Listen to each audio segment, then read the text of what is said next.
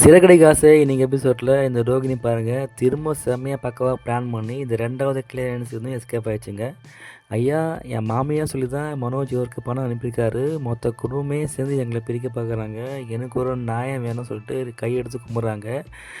இந்த கோர்ட் எங்களுக்கு ஒரு நல்ல நியாயம் கொடுக்கும்னு நான் நம்புகிறேன், நான் என் கணவரோடு சேர்ந்து வாழணும் அதுபோல் இம்ப்ரெஸ் பண்ணி ஜட்ஜையே வந்து கதி கலங்க வைக்கிறாங்க இந்த ரோகிணி.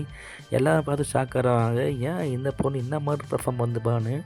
அடுத்தது ஜட்ஜி கேட்குறாரு, என்ன மனோஜ் நீங்கள் என்ன சொல்கிறீங்க? இல்லை ஏன் நான் இவ கூட சேர்ந்து வாழ மாட்டேன், எனக்கு ஒரு டைவர்ஸ் வேணும், இவன் என்னை ரொம்ப ஏமாத்திருக்கா, நான் இவனை வாழவே மாட்டேன், டைவர்ஸ் வேணும்னு சொல்லும்போது ஜட்ஜே வந்து கொஞ்சம் கன்ஃபியூஸ் ஆகாது. என்ன கிருஷ்ணா இது 2 பேரும் என்ன பண்ணலாம், 2 பேரும் பார்க்கும்போது எனக்கே கொஞ்சம் கன்ஃபியூஸ் ஆகுது. சரி ஓகே, இவங்க அடுத்த கிளியரன்ஸ் போகிறது பதிலாக இவங்க 2 பேரும் ஒரு நல்ல கவுன்சில் அமைச்சிடலாம்னு சொல்லிட்டு இந்த கோர்ட் இஸ் அர்ஜென்ட்டு இந்த கேஸை முடிக்கிறாங்க. இதில் அடுத்த ட்விஸ்ட் என்னன்னா, கேஸ் முடிஞ்ச பிறகு ரோகிணி வெளியே வராங்க, எதிரில் எல்லாம் நிற்கிறாங்க, விஜயா மனோஜ் மூர்த்தியெல்லாம் நிற்கும் போது இப்போ கூட ஒன்றும் இல்லை, நான் உங்களை கையெடுத்து கும்பிடுவேன், நான் மனோஜ் கூட சேர்ந்து வாழலாம் சொல்கிறேன். விஜய் என்னடி மிரட்டுறியா கேட்குறாங்க. நான் மிரட்டல, கண்டிப்பாக நான் மனோஜ் கூட சேர்ந்து வாழ்வேன், என்ன சவால் வர்றியா சொல்லிட்டு முறைச்சிட்டு போகிறாங்க. இதுதான் ஒரு பெரிய ட்விஸ்ட்டு.